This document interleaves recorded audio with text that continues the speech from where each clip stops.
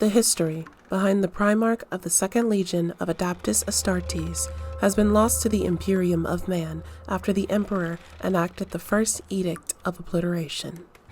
It was decreed that all symbols, likelihood, and records of the Primarch and her legion be erased from history and never to be spoken of again. The following is a collection of various reports from multiple sources throughout the galaxy.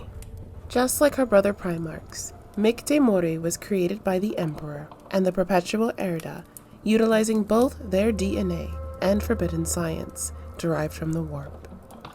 Upon learning of the Emperor's plan for the Primarchs, Erda tampered with the Second Legion's genetics.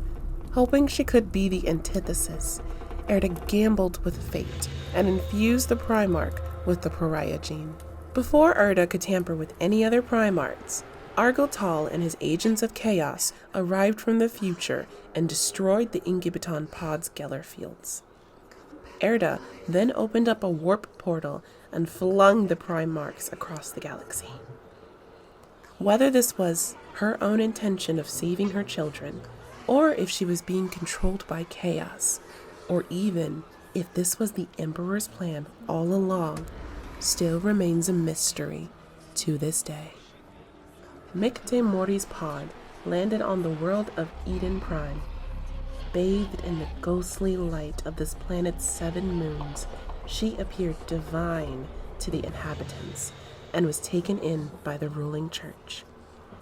As she quickly matured, her mind and body seen as perfection by the psychic clergymen, but her pariah gene also grew in strength.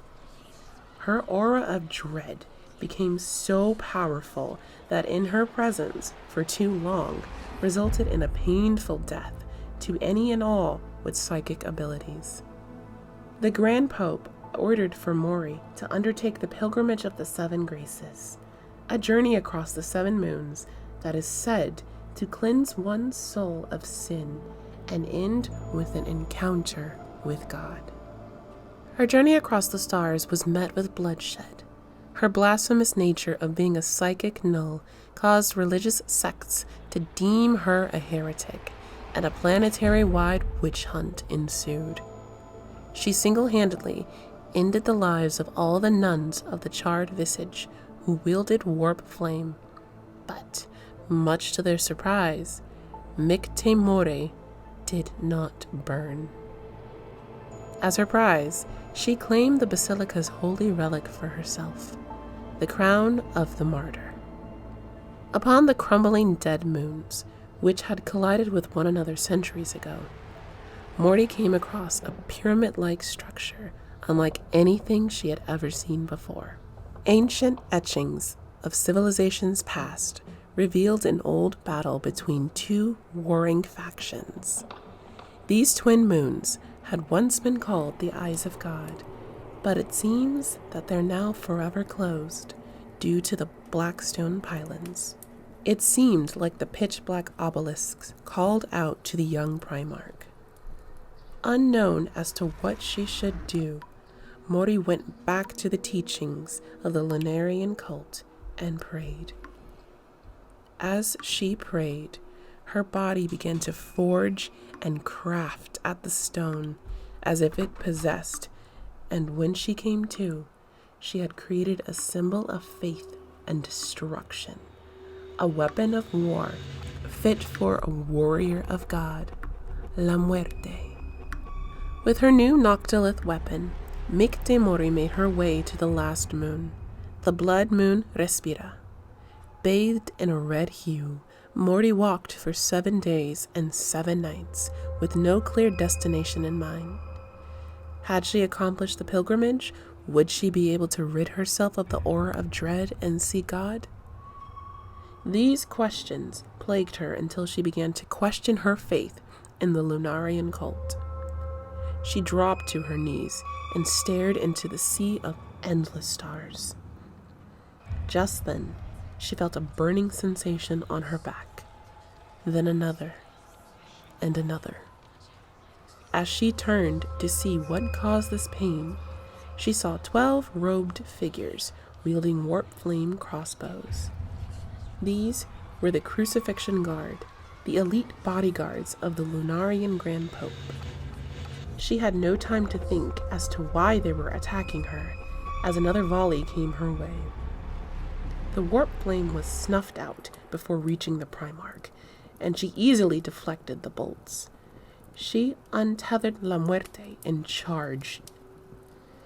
The Crucifixion Guard yelled in agony as the pain of being near a blank was too much to bear.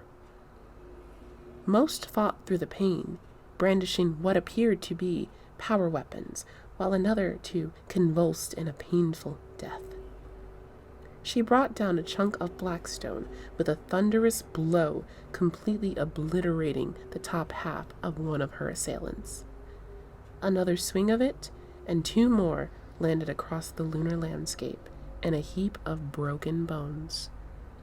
The screams of pain finally ceased with another earth-shattering blow of La Muerte.